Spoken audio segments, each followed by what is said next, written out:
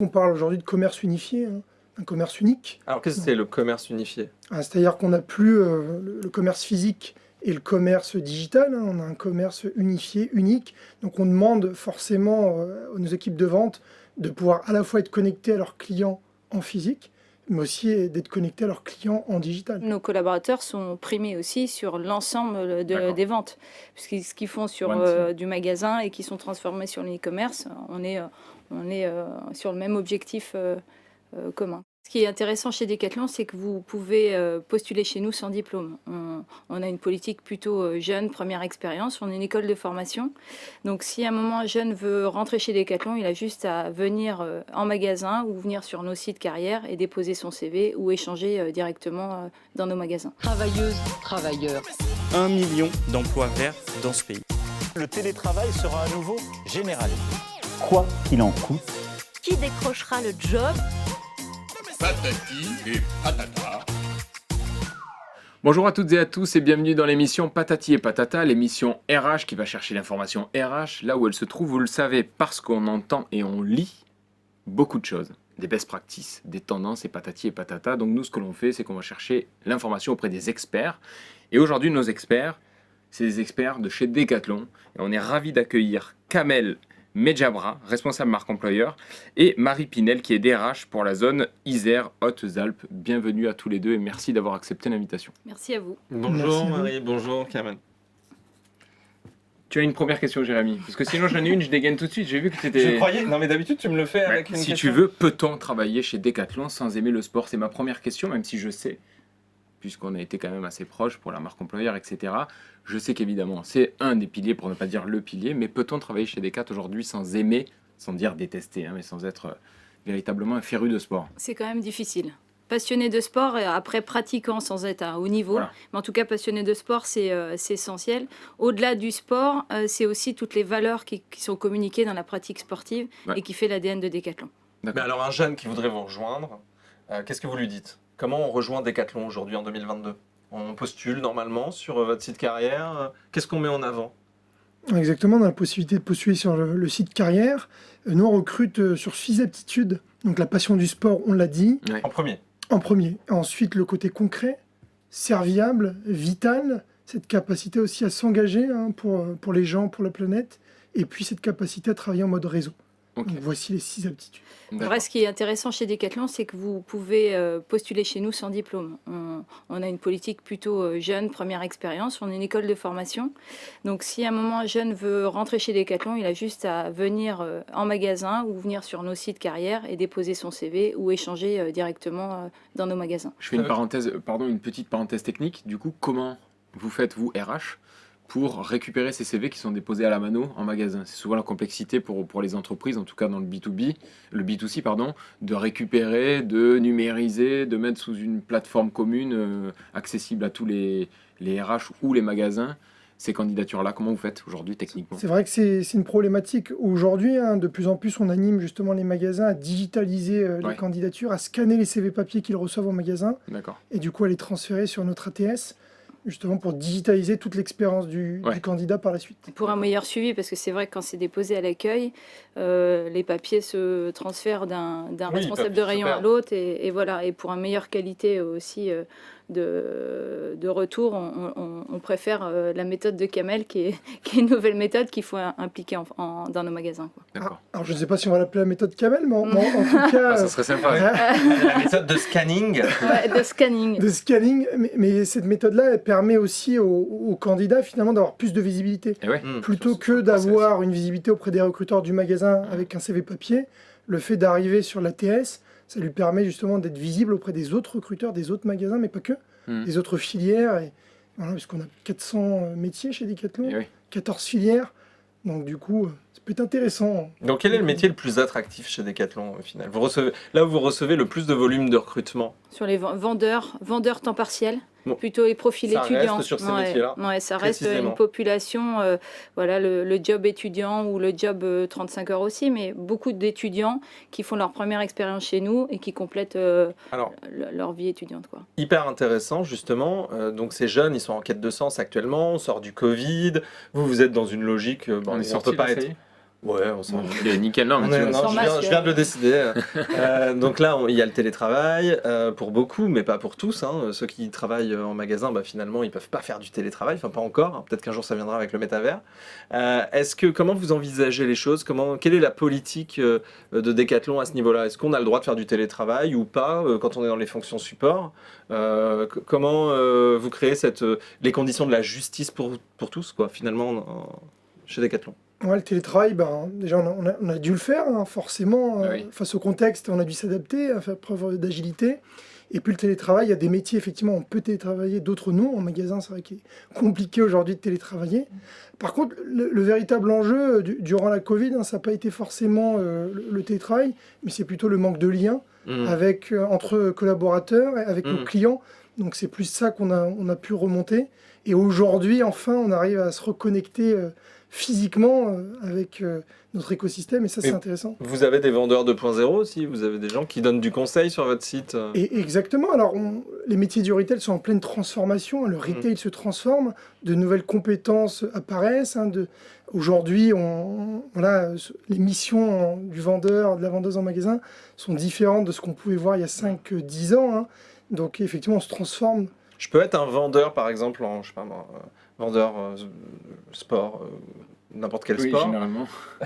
C'est ce qui se passe. Et est-ce que je peux être en même temps un vendeur 2.0 sur le site? On est en train de le travailler. Ça a été des tests qui ont été menés pendant la Covid, d'avoir des personnes qui ne pouvaient pas travailler parce qu'à risque et qui avaient ce rôle-là. Donc on a commencé à le travailler. Et sur le télétravail en magasin, on a commencé à le faire aussi chez les cadres. Ça, c'est hyper innovant. Juste impossible auparavant d'évoquer ça en sujet RH. Oui, bien sûr. On a eu une négociation récemment sur du télétravail des cadres.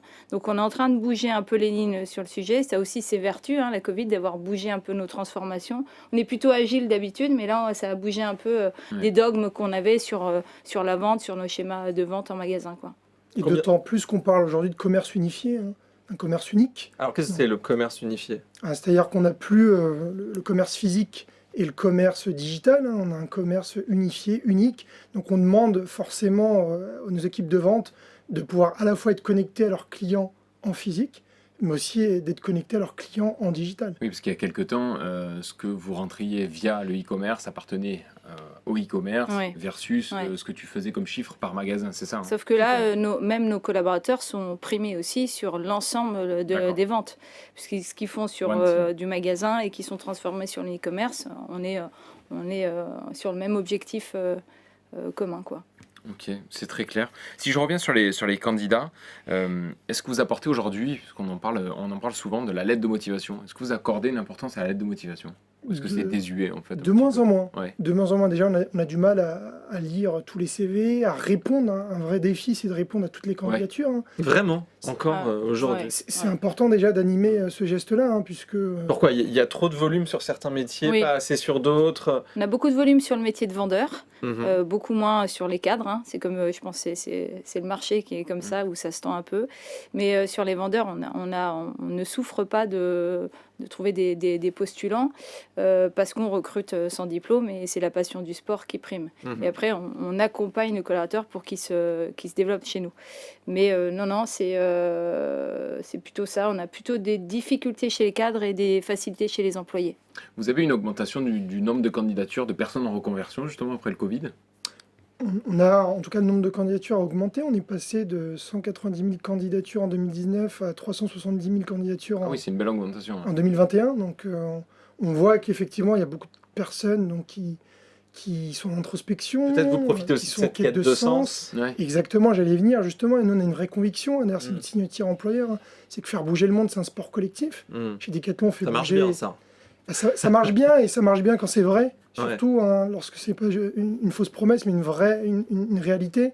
Aujourd'hui, nous, peu importe le métier, la filière, on offre cette opportunité d'être utile aux gens et à leur planète chez Decathlon. Donc ça marche beaucoup. Et on sent que ces nouvelles générations, la génération Z, mais même Alpha, Beta qui arrivent, ont envie de s'engager. Et c'est cool, puisque chez Decathlon, on leur laisse l'opportunité de le faire. Et elles sont les bienvenues, ces personnes. Donc on est passé finalement de rendre le sport accessible à tous, ça reste quand même en surface, à une promesse, celle que tu viens d'évoquer, qui est finalement plus j'allais dire... qui a plus de fond. Ouais, qui a plus humaniste, qui est plus humaniste que le métier, le secteur en tant que tel, parce que rendre le sport accessible, c'était déjà une belle promesse, c'est une belle promesse. Là, tu vas plus loin. Ce qu'on dit, c'est ça, c'est prendre soin, c'est presque un côté care via le sport, quoi. Tout à fait. C'est être utile aux gens, à leur planète, c'est notre sens. Ouais. Après, il y a différentes manières d'agir. Ouais. Et nous, notre mission d'entreprise, ça reste de rendre durablement le sport accessible. Par les stages, les alternances, on a une grosse politique stage et alternance cette année qui perdure. Je pense que c'est aussi l'ADN de Decathlon d'être là sur les premiers pas. Le premier pas du sportif, mais le premier pas de la personne qui est recrutée. Donc voilà, c'est un peu l'ambition, mais qui n'est pas que France, qui est internationale. Et justement, 500 000 abonnés sur LinkedIn. Vous êtes une des entreprises les plus suivies par les populations les plus jeunes, ceux que beaucoup d'entreprises aimeraient toucher. Donc, quel est le fruit de ce succès déjà ? Qu'est-ce que vous mettez en place ? Est-ce que vous avez une véritable stratégie ou alors juste avec la marque, ça suffit, vous avez des abonnés naturels ? Je pense que la marque aide beaucoup aussi à la passion du sport. Voilà, pour recruter, on recrute il y a un affect à la marque. Il y a un affect, effectivement. Et puis derrière, on s'est aussi structuré. Depuis 2018, donc on a un digital, un social media manager qui va s'occuper du digital, un community manager également qui va publier du contenu. Et au-delà de LinkedIn, on a aussi nos propres réseaux, un Decathlon Talent sur Instagram, sur Twitter, Facebook. TikTok. On essaie d'être présent là où sont les talents. Aujourd'hui, il y a une réalité, il faut aller vers les talents. Donc on va dans les écoles notamment, on a des partenaires associatifs, mais les réseaux sociaux aujourd'hui sont un levier hyper intéressant pour aller à leur rencontre et échanger avec eux, communiquer. Et surtout alimenté par nos collaborateurs, c'est ça la force. Alors il y a un relais justement auprès de... ils sont ambassadeurs. Sans le vouloir, on a tous notre compte Instagram, LinkedIn, on va poster, partager des choses qu'on aurait pu... Mais sans vraiment avoir de politique, comme on l'appelle d'advocacy. On pourrait le faire davantage, je pense. Demander à tout le monde de mettre les gilets, par exemple. Exactement, mais ça se fait naturellement. C'est comme on a une population assez jeune qui est très réseaux sociaux, je ne veux pas faire stigmatiser, mais c'est le cas. Et du coup, naturellement, on a beaucoup de partage de publications, des offres qui sont publiées sur les Facebook, Insta, sur TikTok, exactement. Ouais. Donc, on est toujours un peu connecté aux nouvelles stratégies de ce côté-là.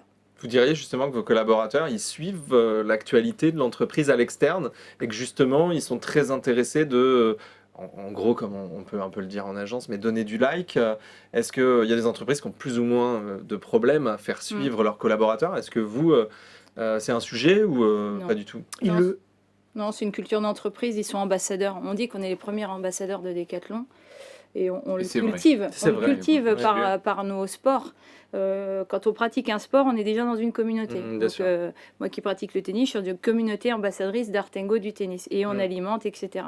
Donc ça, on le cultive dès le recrutement par la passion du sport en faisant des communautés. Donc je pense que ça joue aussi pas mal sur ce genre d'aspect. Mais alors, vous avez aucun mal à recruter ? On peut dire aucun mal à recruter. Il n'y a aucun profil qui vous pose problème. Si. C'est quoi ? C'est toujours pareil, les métiers IT, etc. L'IT, on est tous confrontés à cette problématique-là. Nous, plus particulièrement en retail, on a des problématiques pour recruter des techniciens ateliers. On sent la mobilité douce. C'est quoi, BEP, CAP ? Il n'y a pas de... Les CQP techniciens ou qui sont très chassés sur le marché parce que le vélo... s'est développé et en fait ils sont très chassés, soit ils partent de chez nous pour monter leur propre structure parce qu'il y a de l'emploi et où on va même jusqu'à créer des classes maintenant de techniciens ateliers pour pouvoir répondre aux sollicitations de réparabilité, d'entretien, etc. Qui est aussi vous avez des formations j'imagine aussi pour essayer de convertir ceux qui seraient intéressés mais pas formés. Oui, on a, mais ça va plus vite que... Là, le marché est tellement sous tension sur ce sujet-là, sur la réparabilité, sur tout ce qui est développement durable, etc., qu'on est à l'affût de ces profils en permanence. D'accord, ok. Un peu de compétences sur le marché aujourd'hui et beaucoup de demandes. Voilà. Ce qui fait la tension. Exactement, totalement. Et après, chez les cadres aussi, où... la distribution, on souffre un peu, l'image de la distribution a un peu souffert avec le Covid, le côté engagé. Il y a des cadres aussi qui se sont dit, est-ce que je suis prêt pour bosser du lundi au samedi avec des horaires plus importants. Donc il y a aussi cette désirabilité du métier de responsable de rayon qu'on doit retravailler et notamment le télétravail en fait partie, c'est-à-dire l'équilibre vie perso, vie pro, comment on travaille à rendre nos métiers plus adaptables à une vie personnelle. Une de mes prochaines questions, c'était justement de dire que vous étiez la target de grand nombre d'entreprises souhaitent recruter chez vous. Nous, on nous dit souvent, par exemple, j'aimerais recruter des gens de chez Decathlon, un peu comme Decat, vous savez. Mais pas que faire, recruter des gens qui sont de chez eux. Donc, vous êtes une target. Comment vous faites pour conserver vos collaborateurs? On a une bonne école de formation. Ouais. Ça, c'est vrai c'est une belle ligne sur un CV, quoi. Decat, c'est... On forme nos coéquipiers, on les responsabilise. Donc, on leur permet d'oser, ce devoir de l'erreur pour grandir. Les parcours, on a tellement de métiers chez Decathlon qu'à tout moment, on peut jongler d'un métier à l'autre. On est à l'état brut et en fonction de notre talent, nos compétences, on va nous orienter vers tel métier parce qu'on sent qu'on a cette fibre ou pas. Donc, il y a toujours quelque chose qui va te correspondre, c'est le message qu'il faut passer. L'international donne envie aux jeunes aussi. On est présent dans... Il va se passer beaucoup de choses avec les JO 2024. Ça, c'est sûr. C'est des opportunités pour vous. Vous avez déjà... C'est une fierté de dingue pour nos collaborateurs déjà. Quand le partenariat était signé, je pense que ça a eu un écho de dingue chez nous et on est tous fiers de ça. Et toutes ces personnalités aussi, ces sportifs là qui... Tu parlais d'Arfingo. Gaël Monfils, Mon fils avec Arfingo, la NBA avec Tarmac, la Ligue 1. Des choses qu'on ne faisait pas avant et qu'on commence à faire. Dans une association, on n'est pas que sponsor ou mécène, on est dans une notion de construction de produits. À chaque fois, quand on a des sportifs de haut niveau, comme Diagana à un moment, il est aussi chef de produit. Diniz, il est aussi chef de produit dans la marque. Mais c'est vrai, c'était pas vu, pas connu. Là, je trouve que c'est maintenant, vous en faites la promotion. Et si je rembobine, on se connaît depuis longtemps. À l'époque, c'était, on fait plein de trucs. Il y en a qui, il y a des entreprises qui disent faire, mais qui ne font pas. Et nous, on le fait et on le dit pas. Donc là, je pense qu'aujourd'hui, vous avez atteint un certain âge de maturité où vous dites ce que vous faites parce que vous faites énormément de choses. Oui, c'est sûr. C'est la culture aussi du Nord, finalement, Decathlon nordiste, pour vivre heureux, vivons cachés. Et là, c'est l'occasion d'être un peu moins caché et d'ouvrir nos coulisses, de montrer ce qu'on fait. Comme sur la partie RSE, vous avez été toujours assez avant-gardiste, finalement, que ce soit... même auprès de seniors, même auprès de personnes en situation de handicap. Vous avez toujours travaillé vos thématiques, en fait. Ça a toujours été notre politique de communication, de faire petit, bien, correctement, et ça se saura. Et de manière ciblée. Voilà, exactement. On a une problématique ciblée, on la précise et on la travaille. Ok. Très bien, écoutez, merci beaucoup. Merci d'être venu. Merci à tous les deux. C'est toujours un plaisir. À très bientôt. À très bientôt. À très bientôt. Merci. Travailleuses, travailleurs. 1 million d'emplois verts dans ce pays. Le télétravail sera à nouveau généralisé. Quoi qu'il en coûte. Qui décrochera le job? Patati et patata.